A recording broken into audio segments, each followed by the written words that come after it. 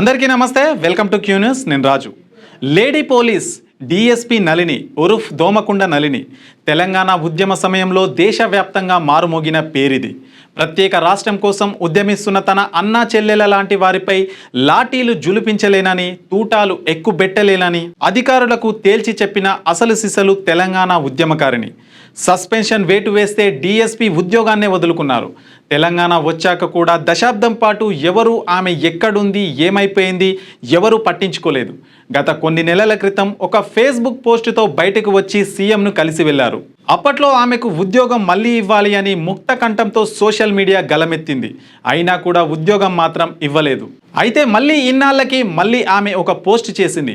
నేను ఎక్కువ రోజులు బ్రతకను, నేను అనుకున్నవి మళ్ళీ జన్మలో చేస్తాను అని చెప్పిన పోస్ట్ ఇప్పుడు వైరల్గా మారింది. డిఎస్పీగా పోలీస్ పవర్ చూపించిన ధీర వనిత, తెలంగాణ ఉద్యమం కోసం తన జాబ్ను తునప్రాయంగా వదిలేసిన త్యాగమూర్తి.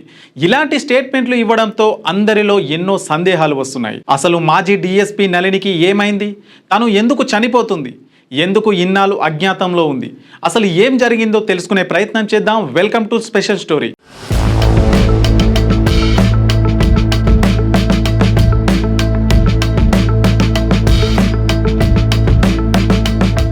తెలంగాణ కోసం ఉద్యమించే నా అన్నా చెల్లెళ్లపై లాఠీ జులిపించలేనంటూ ఉన్నతాధికారులకు తేల్చి చెప్పిన తన డిఎస్పీ కొలువునే వదిలేసుకున్నారు. అయితే 2012లో చోటు చేసుకున్న ఈ ఘటన యావత్ దేశాన్ని ఆకర్షించింది, పాలకులను సైతం కదిలించింది. ఉన్నత ఉద్యోగాన్ని తృణప్రాయంగా వదిలేసి ఉద్యమంలో భాగమయ్యారు నళిని.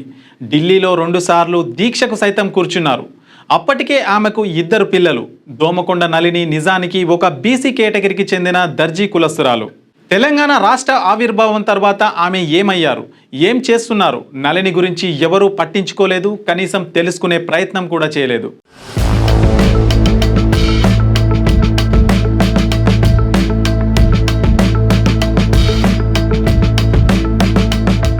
2014లో ఉద్యమ పార్టీ నేతృత్వంలో ప్రభుత్వం కొలువుదీరిన తర్వాత తెలంగాణ పేరుతో ఎందరో ఎన్నో సంపాదించుకున్నారు. వీరిలో ఎంతో మంది అనర్హులు కూడా ఉన్నారు. ఆ మాటకొస్తే తెలంగాణ ఉద్యమాన్ని బొందపెట్టాలని చూసిన వాళ్ళు కూడా అధికారాన్ని, రాజభోగాలను అనుభవించారు. మరి నిజమైన ఉద్యమకారిణిగా పోరాడిన నళినికి న్యాయం ఎందుకు జరగలేదు? దశాబ్ద సమయం అంతా కాలగర్భంలో కలిసిపోయింది. నళిని అనే ఒక తెలంగాణ ఉద్యమకారిణి ఉందనే విషయం మర్చిపోయారు. ప్రభుత్వం మారిపోయింది, పాలకులు మారారు. రేవంత్ రెడ్డి నేతృత్వంలో కొత్త ప్రభుత్వం కొలువుదీరింది. దీంతో మళ్ళీ నళిని పేరు వార్తల్లోకి వచ్చింది.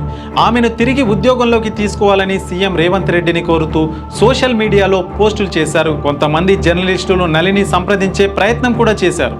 అయితే నళిని మాత్రం పూర్తిగా భిన్నమైన జీవితాన్ని గడుపుతున్నారు. ఆధ్యాత్మిక జీవన మార్గాన్ని ఎంచుకున్నారు. తనను ఇప్పుడు విధుల్లోకి తీసుకున్న ఉద్యోగానికి న్యాయం చేయలేనని రేవంత్ను కలిశాక చెప్పిన మాటలతో అందరూ సైలెంట్ అయిపోయారు. 12 ఏళ్లు గ్యాప్ రావడం వల్ల సర్వీస్ రూల్స్ ఒప్పుకోవని, అనారోగ్య కారణాల వల్ల పోలీస్ ఉద్యోగానికి అవసరమైన ఫిట్నెస్ కూడా పోయిందని, ఒకవేళ కాదు కూడదని ఉద్యోగంలోకి తీసుకున్న కోర్టులో చిక్కులు ఎదురవుతాయని, న్యాయం చేయలేను అంటూ అప్పట్లో ఫేస్బుక్లో సుదీర్ఘ పోస్ట్ చేశారు. కానీ ఇప్పుడు మరో పోస్ట్ ఇప్పుడు అందరినీ ఆశ్చర్యపడేలా చేసింది. తాను ఇంకా బ్రతకను అని, తనకు ఉన్న వ్యాధితో తనువు చాలిస్తాను అని చెప్పి అందరికీ షాక్ ఇచ్చింది.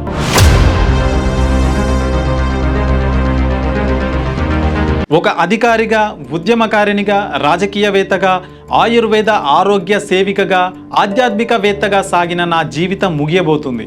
నా ఆరోగ్య పరిస్థితి నెల రోజులుగా సీరియస్గా ఉంది. ప్రస్తుతం క్రిటికల్ పొజిషన్లో ఉన్నాను. 3 రోజుల నుండి నిద్ర లేదు. రాత్రంతా మహామృత్యుంజయ మంత్రాన్ని జపిస్తూ గడుపుతున్నాను. 8 ఏళ్ల క్రితం సోకిన రుమటాయిడ్ ఆర్థరైటిస్ అనే విలక్షణ కీళ్ల జబ్బు గత 2 నెలలుగా టైఫాయిడ్, డెంగ్యూ, చికన్ గున్యా వైరస్ల వల్ల తీవ్ర స్థాయికి చేరింది. కణం కణం పేలిపోతున్నట్లు, ఏ కీలు కాకీలు విరిచేసినట్లు నొప్పి తట్టుకోలేకపోతున్నాను. 2018లో ఈ జబ్బు ప్రారంభమైనప్పుడు, ఇలాంటి స్థితి ఏర్పడినప్పుడు మొండి పట్టుదలతో ఏదో సాధించాలనే తపనతో హరిద్వార్ వెళ్ళి రామ్దేవ్ బాబా పంచకర్మ సెంటర్లో నెలల తరబడి ఉంటూ నన్ను నేను బాగు చేసుకున్నాను. కానీ ఇప్పుడు నాకు అంత దూరం పోయేంత ఓపిక లేదు, నిరామయంలో చేరేంత డబ్బు లేదు. 25 ఏళ్ల క్రితమే నా శరీరం నాన్ స్టెరాయిడల్ యాంటీ ఇన్ఫ్లమేటరీ డ్రగ్స్కు సెన్సిటివ్గా మారిపోయింది. నేను ఫార్మసిస్ట్ని కూడా, కాబట్టి అలోపతి మందులకు ఎన్ని సైడ్ ఎఫెక్ట్స్ ఉంటాయో నాకు బాగా తెలుసు.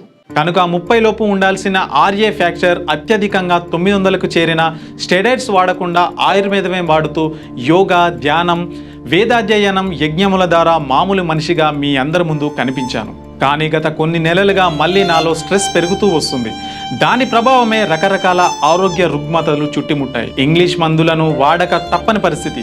వాటి సైడ్ ఎఫెక్ట్స్ నా పరిస్థితిని ప్రమాద స్థాయికి చేర్చాయి. నా గతమంతా వ్యధభరితం. తెలంగాణ ఉద్యమ పోరాటం వల్ల నా నిలువెల్లా గాయాలే అయ్యాయి. రాజీనామా ద్వారా నాటి ప్రభుత్వం పన్నిన పద్మవ్యూహంలోంచి బయటపడితే డిపార్ట్మెంట్ నా వెన్నులో సస్పెన్షన్ అనే బల్లాన్ని కసితీరా దించింది. సహాయం చేసేవారే కనిపించక నొప్పిని భరిస్తూనే 12 ఏళ్ల అజ్ఞాతవాసాన్ని అనుభవించాను. మహర్షి దయానందుని దయ వల్ల ఒక చక్కటి ఆధ్యాత్మిక మార్గాన్ని కనుగొని అందులో విశేషమైన కృషి చేస్తూ యజ్ఞ బ్రహ్మగా VYPS వేద యజ్ఞ పరిరక్షణ సమితి సంస్థాపకురాలిగా ఎదిగి హిందీ అభిమానులను కూడా సంపాదించుకొని నా దారిని రహదారిగా పూలబాటగా మలుచుకున్నాను. నళిని మళ్ళీ వికసించింది. ఇలాంటి తరుణంలో నేటి సీఎం అధికారంలోకి రాగానే నా ఫైల్ను ఎందుకు తెరిచారు? నాకేదో సహాయం చేస్తారని ప్రకటన చేశారు. వారిని కలిసి నా మనసులో మాటని చెప్పాను. సస్పెన్షన్పై విచారణ చేయించి ఇన్నేళ్లు ఇవ్వకుండా ఎగ్గొట్టిన సబ్సిస్టెన్స్ అలవెన్స్ను లెక్కగట్టి సుమారు 2 కోట్లు ఇవ్వండి అని అడుగుతూ 16 పేజీల స్వీయ లిఖిత రిపోర్ట్ను ఇచ్చాను. వీలైతే వేద విద్యా కేంద్ర స్థాపనకు గ్రాంట్ కూడా ఇమ్మని అడిగాను. రెండోది వారి పార్టీ పాలసీకి విరుద్ధం. నేను హిందూ కాకపోయి ఉంటే వెంటనే గ్రాంట్ శాంక్షన్ అయి ఉండేది. 6 నెలల తర్వాత నా పిటిషన్ పొజిషన్ కనుక్కుంటే చెత్తబుట్ట పాలైంది అని తెలిసింది. నా ఆఫీస్ కాపీని మళ్ళీ స్కాన్ చేసి పంపాను. దానిపై ఇప్పటి వరకు స్పందన లేదు. మీడియా మిత్రులకు విజ్ఞప్తి, నేను చస్తే ఎవరు సస్పెండెడ్ ఆఫీసర్ అని రాయకండి. రిజైన్ ఆఫీసర్, కవయత్రి, యజ్ఞబ్రహ్మ అని నన్ను సంబోధించండి. నా శరీరానికి జరగాల్సిన అంతిమ సంస్కారం వైదికంగా జరగాలి. బ్రతికుండగా నన్ను తెలంగాణ పోరాట విషయంలో ఏ నాయకుడు సన్మానించలేదు. నేను చనిపోయాక అంటే పోస్ట్మస్ అవార్డులు, రివార్డులు ఇవ్వడానికి బయలుదేరే రాష్ట్ర నాయకులకు ఒక వినతి. బ్రతికుండగా నన్ను పట్టించుకొని మీరు రాజకీయ లబ్ధి కోసం నా పేరును వాడుకోవద్దు. ఒకవేళ నా ఈ ప్రస్తుత దయనీయ స్థితిలో మీరు ఎవరో ఒకరి ద్వారా కేంద్ర ప్రభుత్వ దృష్టికి చేరితే నాకు సరైన ఖరీదైన వైద్యం అందితే నేను ప్రాణాపాయ స్థితి నుండి బయటపడతాను. లేదంటే ఇంకా 3-4 పుస్తకాలు రచించాలని, 100 VIP యజ్ఞాలు పూర్తి చేయాలని, ఆధ్యాత్మిక కేంద్రం స్థాపించి విద్యార్థులకు శిబిరాలు నిర్వహించి సనాతన ధర్మాన్ని బోధించి వారిని ధర్మ రక్షకులుగా తీర్చిదిద్దాలని, మోక్ష సాధన తీవ్రతరం చేయాలని, ఇలాంటి నా కోరికలు ఈ జన్మలో తీరేలా లేవు. నా పేరుపై ఉన్న ఒక్కగానొక్క ఇంటి స్థలం VYPSకు చెందుతుంది. బ్రతికుండగా దేశ ప్రధానిని కలవలేకపోయాను. వారు కరుణామయులు. నా మరణానంతరం వారు నా లక్ష్య సాధన కోసం ఏమైనా ఇవ్వాలి అనుకుంటే మా వేదామృతం ట్రస్ట్కు ఇవ్వవలసిందిగా మనవి. నా జీవితపు అంతిమ లక్ష్యమైన మోక్ష సాధనను మళ్ళీ జన్మలో కొనసాగిస్తాను. నా మనోభావాలను పంచుకునే చక్కటి మాధ్యమంగా పనిచేస్తున్న ఫేస్బుక్కు ధన్యవాదాలు. మొత్తానికి పోలీస్గా తన సత్తా చూపి తెలంగాణ కోసం ఉద్యోగం సైతం వదులుకొని ఉద్యమకారిణిగా ఒక ప్రత్యేక గుర్తింపు తెచ్చుకున్న మాజీ DSP నళిని ఇప్పుడు ఈ మాటలు చూస్తుంటే ఎవరైనా మనసు చెలించక తప్పదు. నిజానికి ఆమె చేసిన త్యాగానికి ఆమె ఉద్యోగం ఆమెకి ఇచ్చి ఉండాలి. అది కుదరకపోయినా లేక తనకి ఇష్టం లేకపోతే మరే విధమైన సహాయం చేసి ఉండాల్సింది. ఇదంతా గతం, తిరిగి మార్చలేం. కానీ ఇప్పటికైనా ఆమె చేసిన త్యాగానికి రుణం తీర్చుకునే అవకాశం ఉంది. అది కూడా ఆమె చేసిన పోరాటం కోసమనే కాదు, ఒక మానవతా విలువలతో కూడా.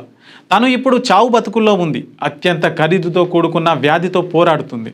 ఆమె చేసిన త్యాగం ముందు, ఆమె చూపించిన తెగింపు ముందు, ఆమె తెలంగాణ కోసం ఎత్తుకున్న గలం ముందు ఆమె ప్రాణాల కోసం చేసే ఖర్చు ఏమంత పెద్దది కాదు. ఆమెకు తక్షణమే వైద్యం అందించి మామూలు స్థితికి వచ్చే వరకు ప్రభుత్వం అండగా ఉండాలి. త్వరగా ఆమె పూర్తి ఆరోగ్యంతో మళ్ళీ జీవితాన్ని ఆరంభించాలని కోరుకుంటూ ఇది మాజీ DSP నళిని గారి ప్రత్యేక కథనం. మీ వ్యాపారం అభివృద్ధి కావాలని కోరుకుంటున్నారా? అయితే వెంటనే క్యూన్యూస్ని సంప్రదించండి. Schools, colleges, banks, shops, office promotions, land promotions, political promotions, restaurant promotions, hospital promotions, పుట్టినరోజు వేడుకలు, శుభకార్యాలు, వ్యాపారాలు ఏవైనా, సందర్భం ఏదైనా ఇప్పుడే క్యూన్యూస్ ద్వారా తెలియజేయండి. మీ వ్యాపారాన్ని అభివృద్ధి చేసుకోండి.